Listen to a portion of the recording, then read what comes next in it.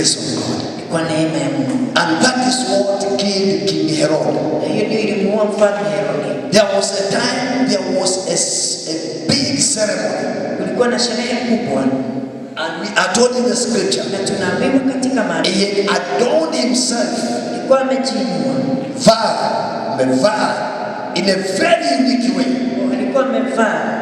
To a point whereby people started saying, this is a God, this is a God, this is a God. Mpaka ikafika mahali watu wakaanza kusema hii ni Mungu, hii ni Mungu. And his speech was full of pride. Na ile kuzungumza kwake kulikuwa kumejaa. What happened? Nini litendeka? God decided to send an angel. Mungu akaamua kutuma malaika. He didn't come himself, he just decided to send an angel. Hakuja mwenyewe, aliamua kutuma malaika. He sent an angel. Akatuma malaika. Akaambia huyo malaika enda shughulikia huyo jamaa. Na maandiko inasema he was stricken by an angel of God, and immediately Mungu na malaika wa Mungu na ghafla tu his body was eaten by worms. Mwili wake ukakuliwa na ile vitu kitu ambacho sio cha kawaida. Anakufa hiyo wakati na wadudu wanaanza kumvamia hiyo wakati. I pray that God will help us, that we will be able to yield our programs and even our plans into the programs of God. When a child of God is humble in the sight of God, you place yourself in a lowly position under his mighty hand. Unajiweka chini, sehemu ya chini ya mkono wake mkuu. Low position. Ile ni sehemu ya chini. When God puts you there, Mungu akikuweka pale, put yourself down here. Jiweke chini. And that's why John the Baptist in the book of John 3:30. Yohana Mbatizaji katika kitabu cha Yohana 3. May the Lord increase in me as I decrease. Mungu aongezeke ndani yangu na mimi niende chini. John 3:30. Yohana 3:30. Yohana 3 mstari wa 30. Yeye hana budi kuwa mkuu zaidi na mimi nizidi kuwa mdogo. Wacha hapo. When you are under his authority and power, one thing, kitu moja, bear in mind, write it down. Weka maanani ya you refuse to move until you find out where he wants you to go. Mpaka ujue unaenda, anataka uende wapi. When he wants you to go, mahali anataka uende. Where he wants you to go, mahali anataka uende, and when he wants you to go. Na wakati anataka. Get my point. Where he wants you to go, anataka uende, when he wants you to go, na wakati anataka uende, and what he wants you to do when you get there. Na kile anataka ufanye ukifika pale. 3 points. Let me repeat. You refuse to move until you find out where he wants you to go. Number 1, where he wants you to go. Number 2, when he wants you to go. And when he wants you, and what he wants you to do when you get there. Na kile anataka ufanye ukifika pale. Hiyo kama tumepatana kwa hizo point. Yes.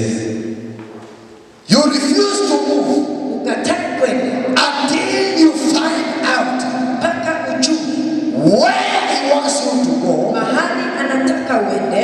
And when na wakati gani he wants you to go. Anataka uende. And what he wants you to do when you get there. Na ni nini anataka ufanye ukifika pale. And so pride is totally opposite in nature. Na kwa hivyo kiburi pride is totally opposite in nature. Kiburi ni kinyume sana na haya.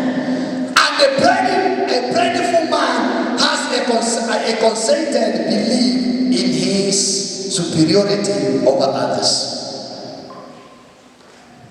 Someone who is proud. Mtu ambaye ako na proud. Someone who is proud. Mtu ambaye ako na kiburi. He has a belief. Ako na ile kuamini that he can do better than others. Atafanya mazuri. Someone who is proud. Mtu ambaye ako na he has a belief. Ako na ile kuamini that he is above others. Ako juu ya wengine. And that is what God did what? Rebuked Prophet Elijah. Na hiyo ndio Mungu alimwambia nabii. He rebuked Prophet Elijah. Akamkemea nabii Elijah. When Prophet Elijah said, I am the only prophet left. Wakati nabii Elijah alisema ni mimi tu nabii nimebaki.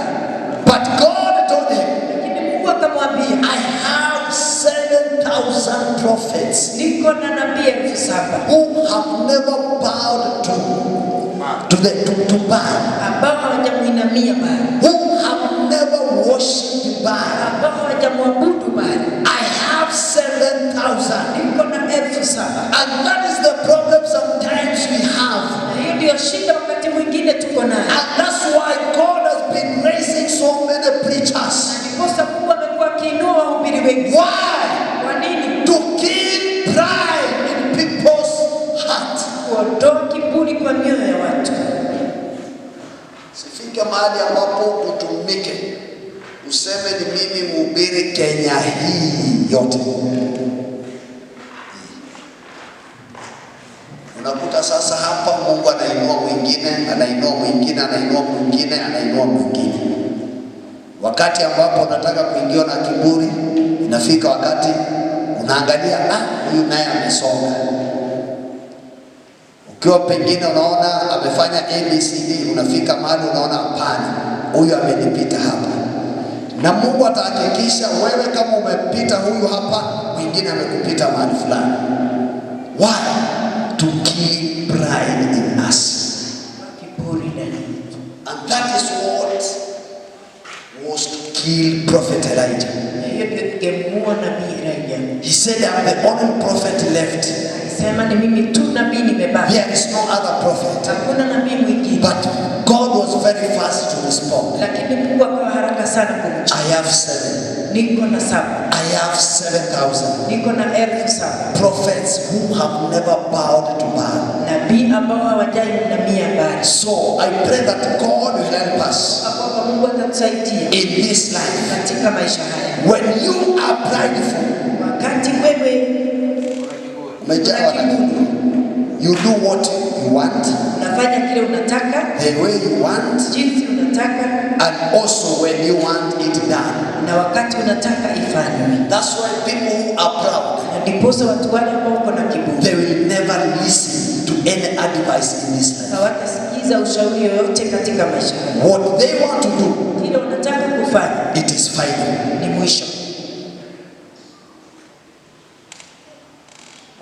Sijui kama tunapatana.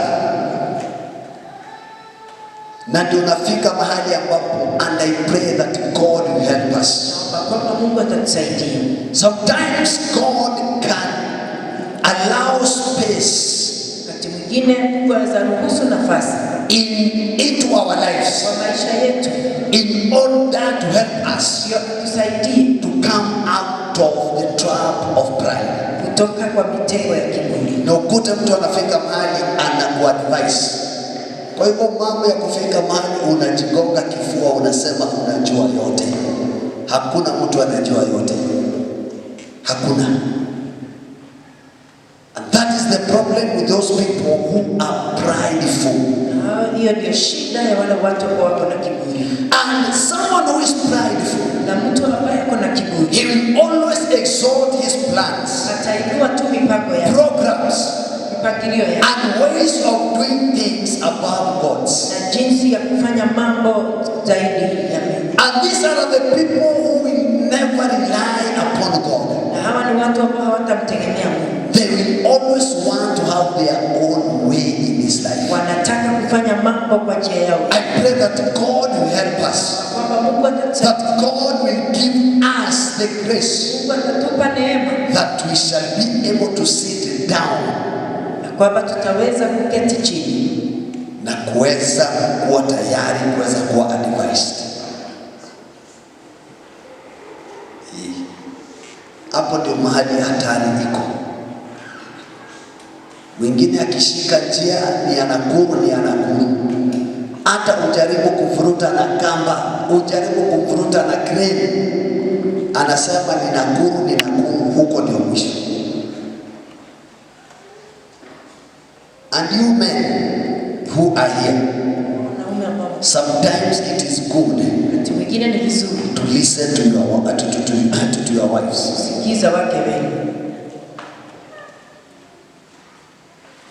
Mambo ya kufika mahali unajigonga kifua, unamsema I am the head of the family, I am the head.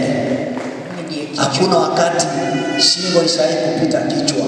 Ndio tunajua haijai kupita kichwa, but it is good kuweza kupeana space ya kuweza kupewa advice in this life.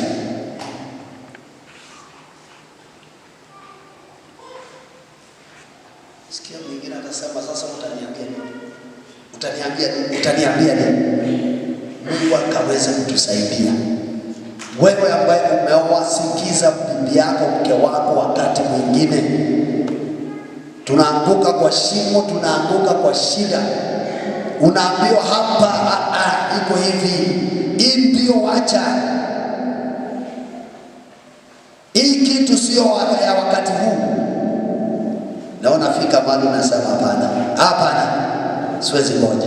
Wewe hakuna kitu unaweza kuniambia. Mwisho wa wakati utatumbukia tena kwa shimo, unaanza tena kurudi kwa mtu wako sasa. Na kwa hili vile ulikuwa unaniambia, na hiyo wakati umetulia, nataka nyauka nywele ilia. Hebu kalimani. Nimekunywa maziwa. Ni kama paka ambao unakuta imekunywa maziwa baada ya kuanguka kwa shimo. It is good to listen. Vizuri